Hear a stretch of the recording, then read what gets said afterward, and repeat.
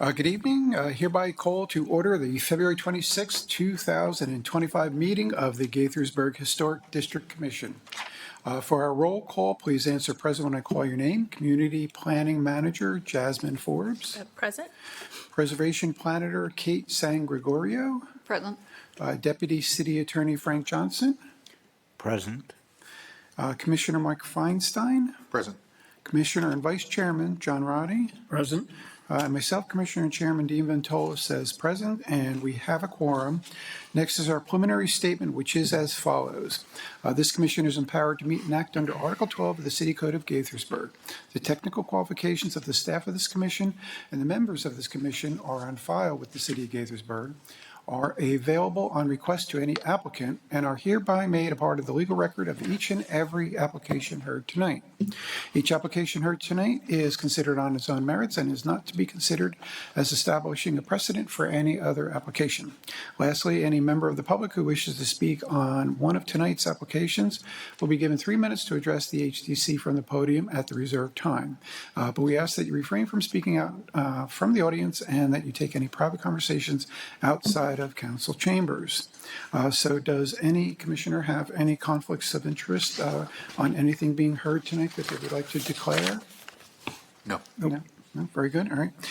Next and last, we have one historic area work permit review, which is HIST 10019-2025, which is to construct a shed as a rear addition at 16 Russell Avenue in the R90 medium density residential zone.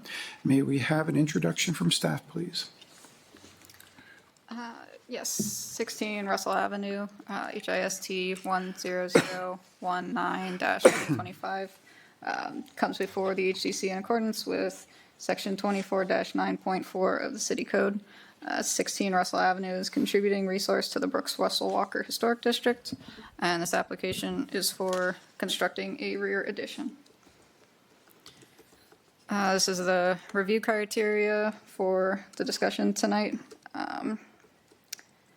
This is under the new construction section of the Brooks Russell Walker Design Guidelines in the additions subsection, which says additions should be compatible with the main structure, but also differentiated from it.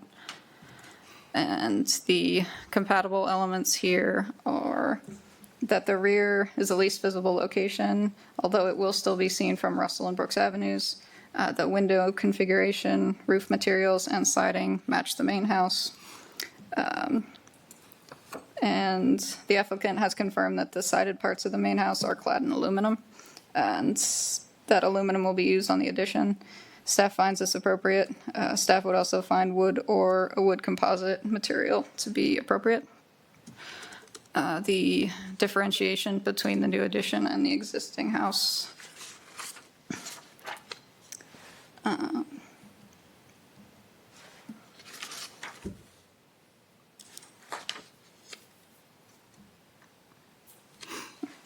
Last part of my notes. But the new addition will have siding rather than the stucco of the main house, and there will be more visual separation with the location of the downspouts.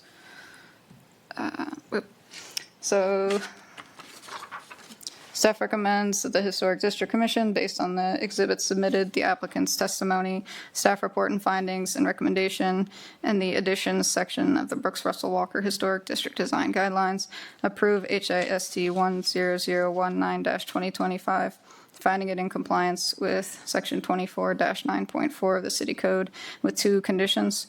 That siding must be wood composite, or match the main house. And two, if it is determined that the site has two lots, then the applicant must apply for a minor subdivision plat prior to the issuance of a building permit.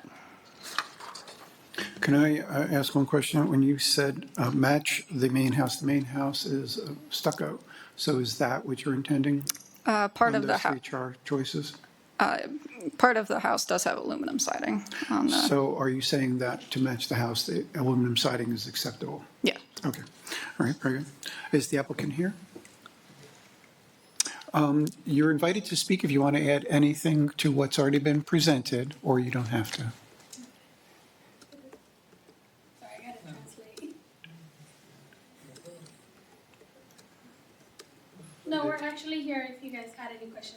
Oh, wonderful. Thank you. That's wonderful. Thank you so much. All right. So then next is the public is invited to speak. Is there anyone from the public who is interested in speaking on behalf of or against this application? And I see no one rushing up to the podium, so I'll assume none. Can we check online to see if anyone's waiting? So let the people know online if they want to participate to raise the hand. All right, so let me, that's a great suggestion. All right, so I'll read something that may help anyone online.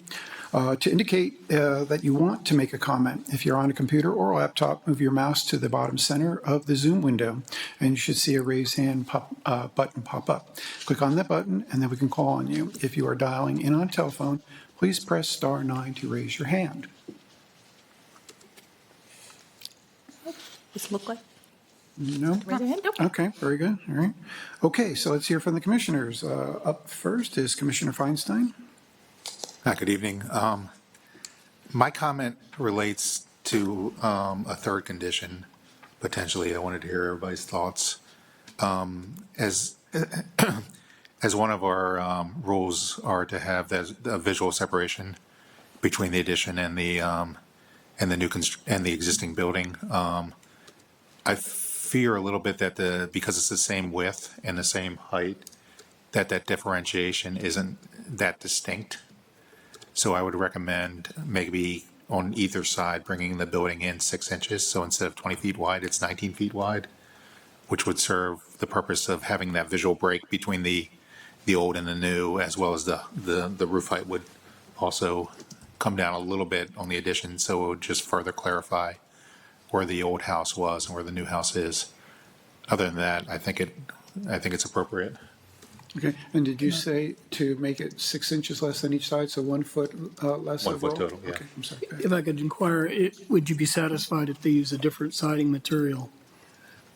But keep the same footprint? And I still think the fact that the footprint is the exact same, whether the siding material is one way or another, I mean, down the line, if someone changes the siding to make it the same I mean, I like the idea of having that break, that physical break, as opposed to just a material break, personally.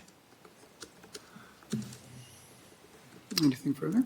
Nothing else. Okay, all right. John, you're next. I did have a concern about the siding. As we had in our materials, the gables did have siding, but I didn't see what material it was. And staff has indicated that was aluminum siding. So that has been satisfied. Do I understand correctly that we have not determined as yet whether it's 2 lots or 1 lot? Correct.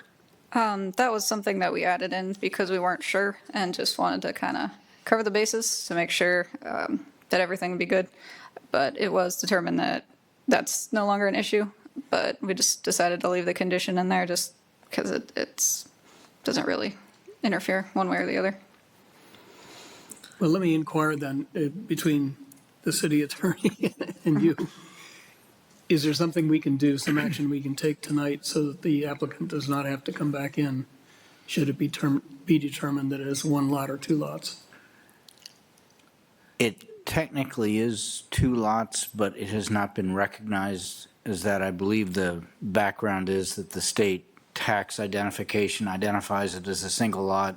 We've treated it that way. I believe there was a deck in 1984, actually a year that I actually do remember for anybody interested. I remember 1984. In any event, given that it's been treated as 1 lot for that long and a deck was allowed to be built which would cross that line, this one should also be okay, just in terms of consistency, and also given the fact, and that traditionally we've done as well, when the state considers it, the state tax identification considers it 1 lot, we will, for purposes of this, consider it a lot. So the applicant should not need to come back, shouldn't need to take any further action. Sounds good to me. Is that all? That's Okay, it. Thank you very much. Can you please put up the site plan graphic again for me? Great. I see that at the bottom, say, Plan South, there's a side yard setback, but I don't see any other setbacks, front or rear, or the Plan North side. So do we know where those setbacks are? I'm sorry, what's the question? What are we missing? I only see one setback line, so I'm just wondering where the other setbacks are. So if you see on the plan, the addition setback 42 feet from the rear, and I believe it's 10 point. You're talking about a zoning setback? Yeah. Yeah, well, that's what it's set at. I'm just curious, what is the zoning on the rear yard? Because it's not shown. You mean the requirements for the setback in the zoning ordinance? Okay. I can't remember off the top of my head, but I do believe these, it's compliant with the zoning ordinance. So you're saying you know that the zoning is no more than 42 feet from a rear yard setback? Yes. Okay, that matters. Can someone tell me what the dashed line is going north-south on the page, roughly where the deck is? What is that line? That is the Property between the dividing two between the properties? two plats. Okay. The I'm two just parcels. curious, do you know who drew this? I think the full page was in the packet. Was it an engineer, a civil engineer? Sorry? Was it a civil engineer, do you know, or is it? Is it on there? In the, Are you asking who marked up the survey on the, to show the addition? I'm sorry? I'm sorry, what's your question again? I was just wondering if a civil engineer drew that. That's up to the applicant to answer who. I'll let them It's come up okay, to- it's yeah. not a problem, but I just want to make that, the biggest thing is to make sure that we have at least no more than 42 feet as a rear yard setback, because that is an issue. That's not determined, that's not Yep. defined on the site plan, so So that's all. I do want to note that, so this property is zone R90, so the rear setback is a minimum of 20 feet. Wonderful, thank you so Yeah, much. and the side is 5, so it meets the. Wonderful, the thank setbacks. you. Okay, great. All right, so I believe that the massing on this addition is not something that I think is a wonderful thing to do. That is, it just looks like way too long, almost like it's housing a commercial facility or something. I would support having it be less wide. That way it would break up the massing significantly.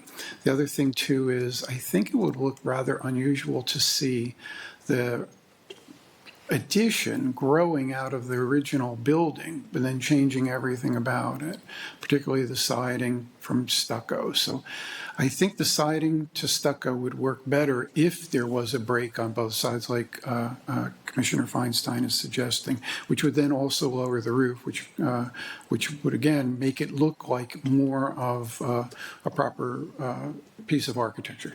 However, it's in the back, and so I'm not so sure I really care that much about it. That is, to make a big deal about it. So I can live either way on it, so. It's just primarily because it's the side streets make it still prominent. Is the only, Yeah, but isn't there a fence up it? there's a fence. Yeah, so I'm not so sure. Well, also, is the garage on this side of the street or the It's on the far side. That's what I was thinking. So yeah, I don't think anyone's going to really. It's going to look a little bit unusual to be that long. Yes. If some architect is walking by, he may not appreciate it. But I don't know. I can go either way with it. So based on that, is there any other further conversation you want to throw in, the three of us? Nope. Okay, all right, so I guess I'm open for a motion. We have actually, Three possessions. three amendments to that, and mine would go along with your amendment if you so desire. I guess maybe, Why don't we take a vote on, to discuss, take a vote on maybe just the amendments themselves?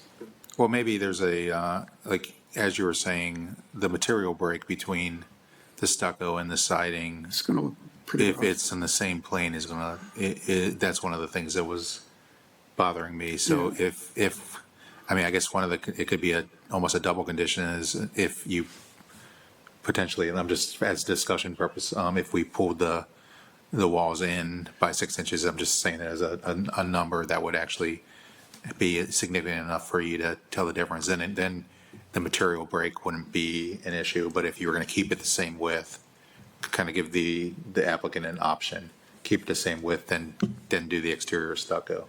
Well, I'll say for me, when I look at the photo from the street side view, I think something coming out, I'm so sorry, the photo that was up. Oh, Yeah, that one where you can see the garage. I think that garage, something that is twice as long as that garage 37 is. feet, yeah. So you'll have it be 3 times the length. I think that's just going to be not very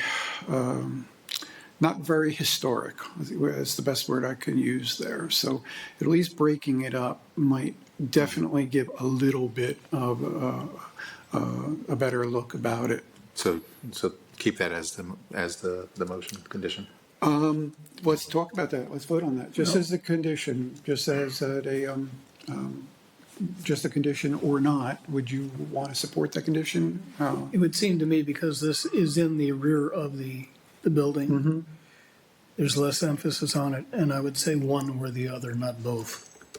You're saying one or the other as far as material or massing? Or mass, yeah. Oh, okay, all right. I'm fine with that. Okay, I'm fine with that. Oh, yeah, I'm fine with that. What would you guys prefer? The massing being addressed or the material being the same? I think the massing Yeah, to me, was more important, especially as you see it from right. the street. You pick up on the massing before you'd pick up on the materials. Okay. I do have a question for the applicant. Could you kindly come up to the podium? It doesn't have to be both of you, but both of you are invited. He knows about materials. It is labeled as a shed. Are you guys going to be using it just as a storage shed?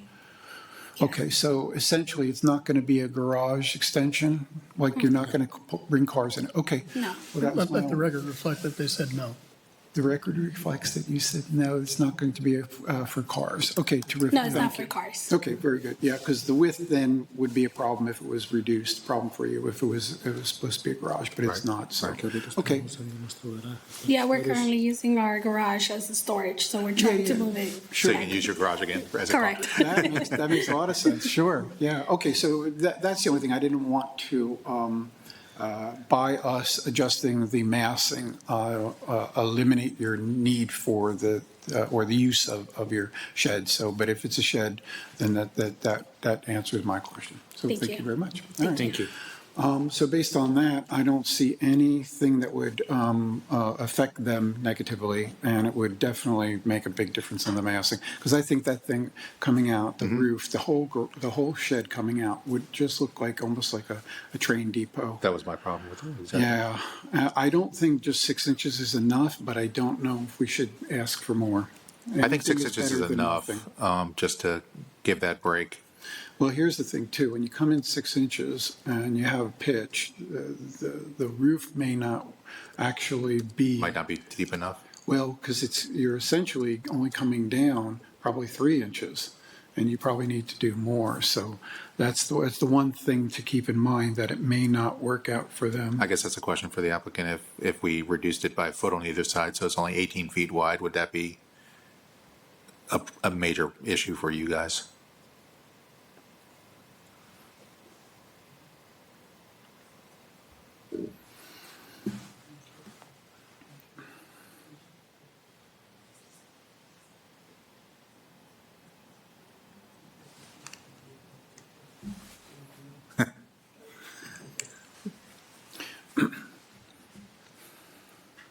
We can adjust the measurements to smaller to fit the Okay. approved. So make it 18 feet instead of 20 feet? Okay, Wonderful. thank you. Thank you. Thank you very much. All right, so it was a great question, and certainly an answer that works for us. So any further questions? Well, first of all, let's vote on that particular amendment only. Is it acceptable to make the massing less wide, to go from 20 feet to 18 feet wide? Yes. All right, and I vote yes. Yes. Okay, that's 3-0 on that. So then that'll be part of the requirement.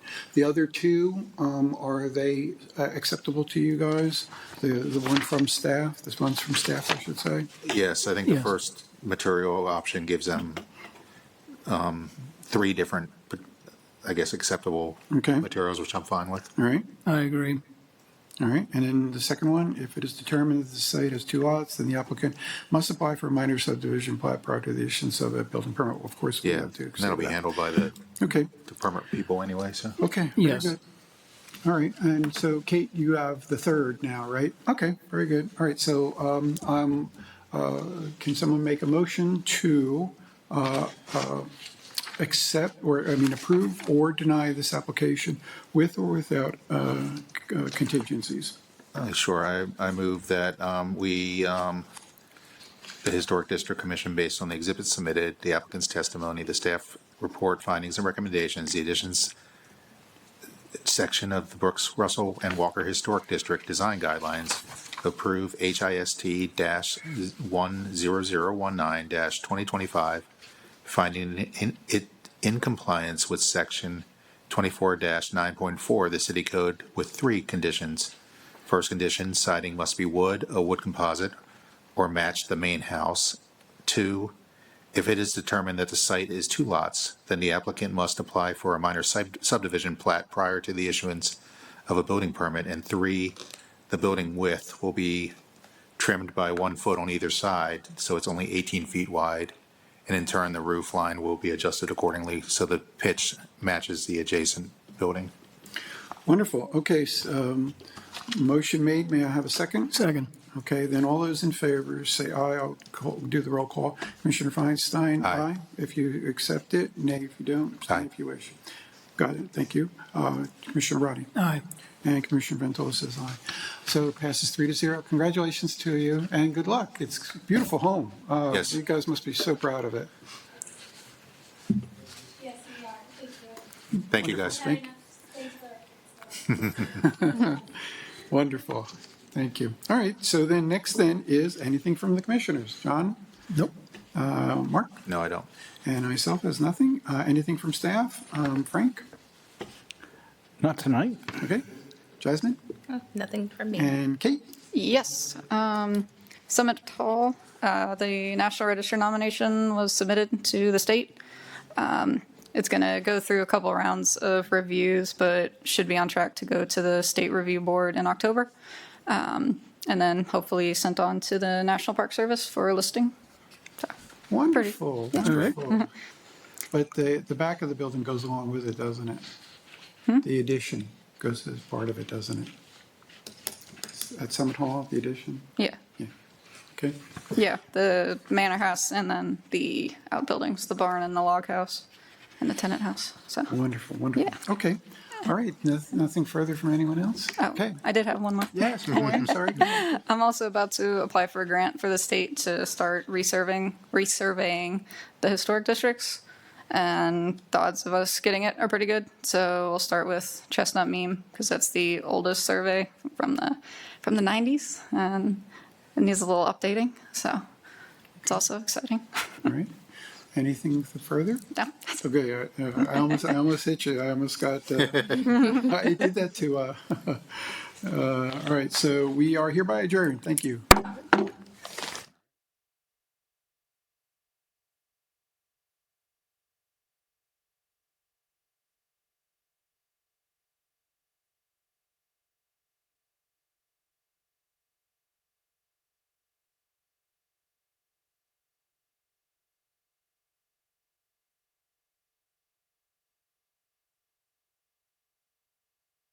Recording stopped.